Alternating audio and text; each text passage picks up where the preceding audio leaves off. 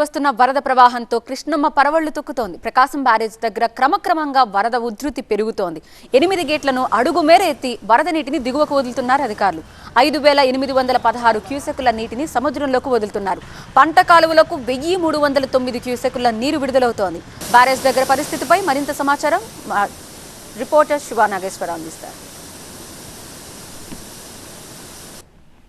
ప్రకాశం barrage వద్ద జలకళ సంతరించుకుంది.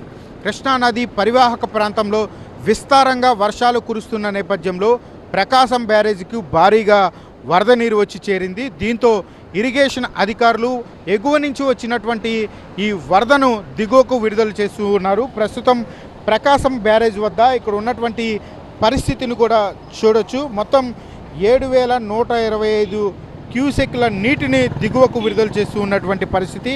మొత్తం 8 గేట్లను ఎత్తి అడుగు మేర ఈ యొక్క నీటిని దిగువకు విడుదల చేస్తూ ఉన్నటువంటి పరిస్థితి కనపడుతుంది.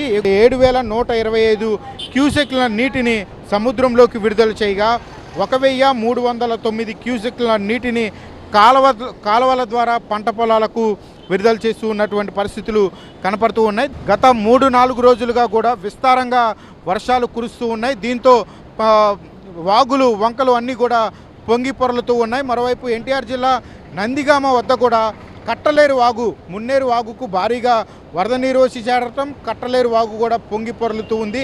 దీంతో హైవే రోడ్డు మీద కూడా వరద నీరు వచ్చి చేరటంతో ప్రకాశం బ్యారేజ్ వద్ద ప్రస్తుతం ఉన్నటువంటి 12 అడుగుల నీటి మట్టం ఏదైతే వాటర్ ఉందో దానిని మొత్తం కూడా కిందకు విడుదల చేస్తున్నటువంటి పరిస్థితులు అయితే కనపడుతూ ఉన్నాయి. ప్రస్తుతం వరద ఫ్లో అనేది కిందకి కొనసాగుతుంది. ప్రజలు కూడా అప్రమత్తంగా ఉండాల్సిన అవసరం ఎంతైనా ఉందని చెప్పని ఇరిగేషన్ అధికారులు చెప్తున్న పరిస్థితులు కూడా కనపడుతున్నాయి. కెమెరామ్యాన్ సుధీర్తో బాబీ, TV9 విజయవాడ.